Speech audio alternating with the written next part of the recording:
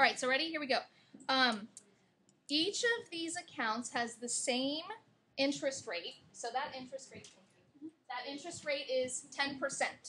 Everybody fill that in. Now, we'll talk about what realistic interest rates are in a little bit, but the interest rate for every single one of these accounts is 10%. That's the rate at which your money grows. And it was left in each of these accounts for 5 years. Can you see that already? Okay. So, in account number 1, with an interest rate of 10% for 5 years, it grew to $300. Account number 2, interest rate of 10%, 5 years, it grew $325.77, and so on. So, what that means is there are different types of interest out there. There is what's called simple interest and compound interest. Okay, so we're going to go through and fill this out. All right, so simple interest, anybody know what that is? Maybe take a guess. Simple interest. When it compounds once, just at one time. Right. For like just once a year or once a month or something like that. Okay, good. So simple interest is something, it's a type of interest that you only get interest one time. Okay? So interest that is accrued. How many people know what the word accrued means? What does it mean, Cody? It kind of means like, almost like, no, I can't forget. Okay. Too early in the morning. It is early in the morning. Yes, true. I agree. I'm working on my coffee. I'm like halfway through, and I'm needing to wake up. Mason. So because it's a simple interest and you only get the increase in currency one time, that's why it's a smaller amount. Because the other Correct. times, since it would come in monthly or weekly or semi-annually, it increases and then you get a larger amount of money because it's a percentage of the increase. Exactly, correct. Perfect, yes. Okay, that's exactly, so Mason put that really well. So simple interest is only accrued meaning built up. You only get interest once based on the original amount that you put in the bank account. So it's accrued once, and the interest is only earned on the original amount you put in the account. Can you all see that? Okay, bigger? Let me switch to a different pen. I think that might help. Let me see something here. Yeah, okay. Okay, so simple interest, let me read this out again. It's interest that's accrued only once, and it's only earned on the original amount that you deposit in the account. So like a 10% interest on $200, you take 10% and that's how much it would be. Yes? So it's a 10% interest over 5 years. If it only happens once, how does it get from 200 to 300? Oh, I'm sorry. Okay, sorry. I should say that once per year. Once per year. Oh, okay. Once per year. Sorry about that. Okay. Okay, compound interest. Compound interest is when the interest, your money grows at specified periods of time. So you start out with $200 and you earn interest on that $200, and then you earn interest on the interest that you earn, so it just keeps growing and growing and growing. So it is interest that accrues multiple times.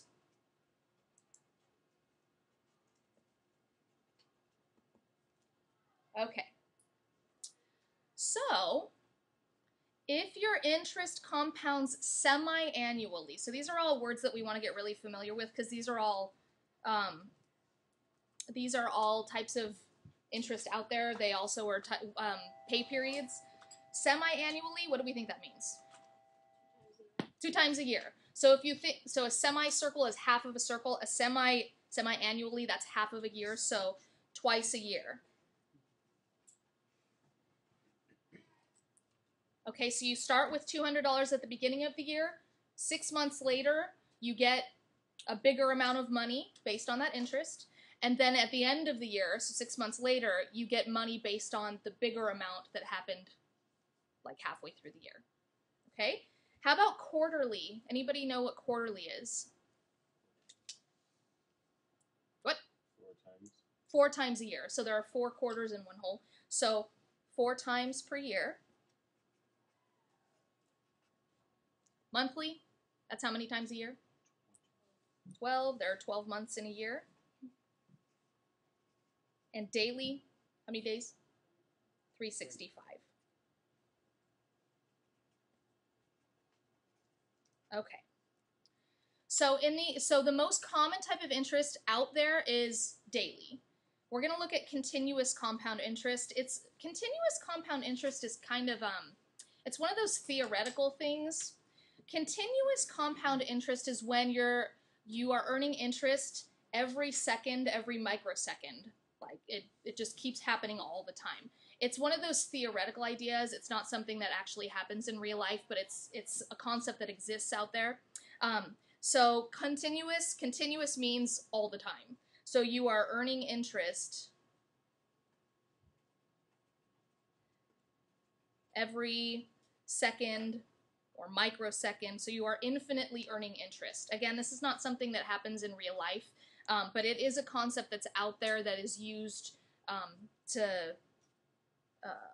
microsecond, like in theoretical scenarios. Mason. So if you're getting a 10% increase every microsecond, shouldn't it be like exponentially large? Sort of, but not really.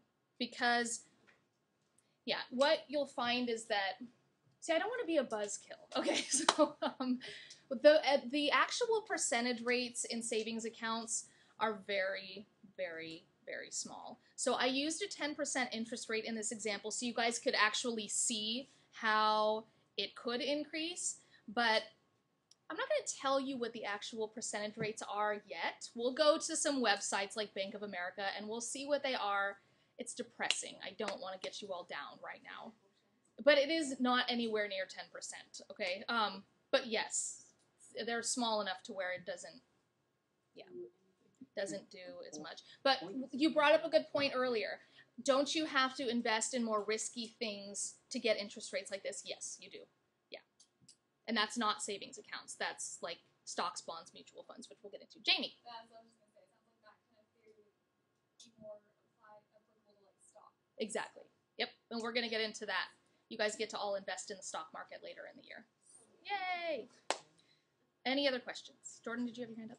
Okay, so now let's go ahead and label all of these. So what you guys are going to do, one of the biggest things that I found over the last few years is that people have trouble with their calculators. They get everything and they can do it all really well, except put it in the calculator. So the activity that you're doing for the rest of the period is getting calculator practice and making sure you can put these formulas in and get the right numbers, okay? So right here, I want you all to label each of these variables so you know what they stand for. I'll show you there. Okay, so in the simple interest formula, I represents the interest earned. So the interest earned. And pay attention to that because it changes from one type of interest to another. Well, that'll be interesting. Oh,